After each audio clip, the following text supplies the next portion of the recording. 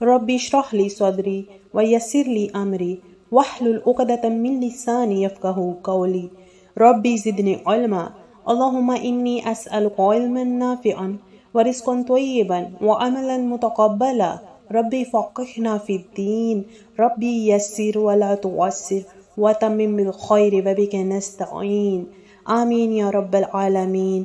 अस्सलामु अलैकुम व रहमतुल्लाहि व बरकातुहू। आज इंशाल्लाह हम सीखेंगे तजवीद का लेसन हरूफ दौद के बारे में। अल्लाह सुब्हानहू व तआला हमारे ये सीखना सिखाना अपनी बारगाह में कबूल कर लें और इसका सीखना हमारे लिए बहुत आसान फरमा दें। आमीन या रब्बल आलमीन।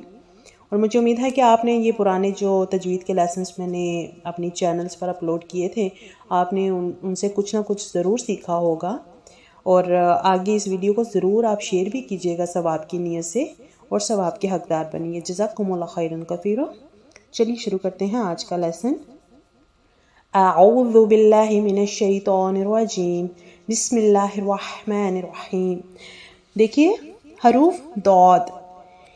तस्वीर जो आपको स्क्रीन पर शो हो रहा है, इसको आप गौर से देखें कि जहाँ पर दांतों के ऊपर वाले हिस्से को दिखाया गया है तस्वीर में, और देखें कि जहाँ पर येलो डॉट्स आपको नज़र आ रहे हैं तस्वीर में, ये वो हिस्सा है जहाँ हमारी ज़ुबान और नोक के करीब का हिस्सा टच होता है।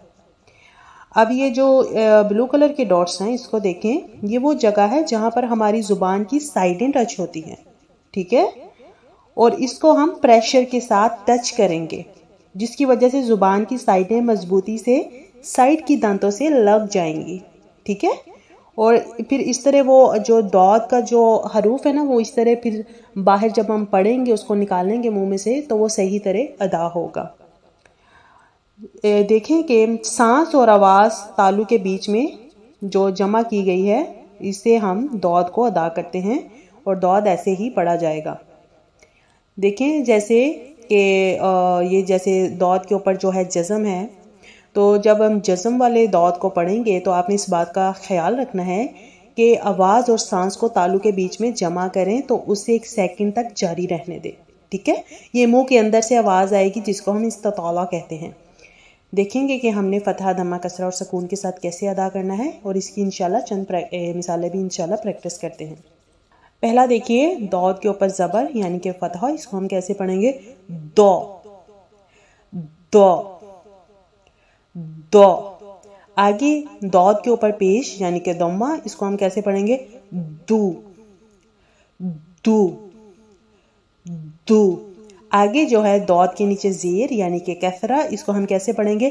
दी दी दी। आगे जो है दौद के ऊपर जज़म है यानी कि सकून, हम इसको कहते हैं, तो इसको हम कैसे पढ़ेंगे? एद एद एद, ठीक है। यहाँ पे हमने जो है सांस को, जब सांस और आवाज़ को हम तालु के बीच में जब जमा करते हैं, तो इसको हमने 1 सेकंड तक हमने जारी रहने देना है, तो इसका ये ऐसा साउंड बनेगा, ठीक है। चलिए आगे देखते हैं इसकी पहली एग्जांपल। इसके जो पहले एग्जांपल है, इसको हमने कैसे अदा करना है? गौदबिन गौदबिन गौदबिन। दूसरी वाली जो इसकी मिसाल है वो देखिए, अल अबयदु अल अबयदु अल अबयदु।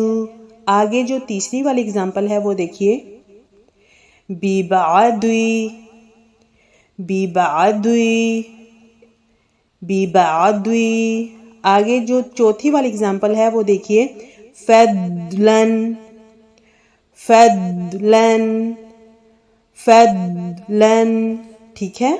यहाँ पे भी देखिए, यहाँ पे भी दौद के ऊपर जो है जज़म है ना, तो हमने इसको ऐसे ही पढ़ना है। अपनी आवाज़ को 1 सेकंड तक हमने जारी रहने देना है। जब इसकी आवाज़ हम निकालेंगे, फद फद, ठीक है, फदलन, ठीक है। मुझे उम्मीद है कि आपको इस हरूफ की भी समझ आ गई होगी। अल्लाह सुब्हानहू तआला आपके लिए इसको सीखना बहुत आसान फरमाए। आमीन या रब्बल आलमीन। अपनी दुआ में याद रखिएगा। जज़ाकुमुल्लाह खैरन कसीरा। अस्सलामु अलैकुम व रहमतुल्लाहि व बरकातुहू।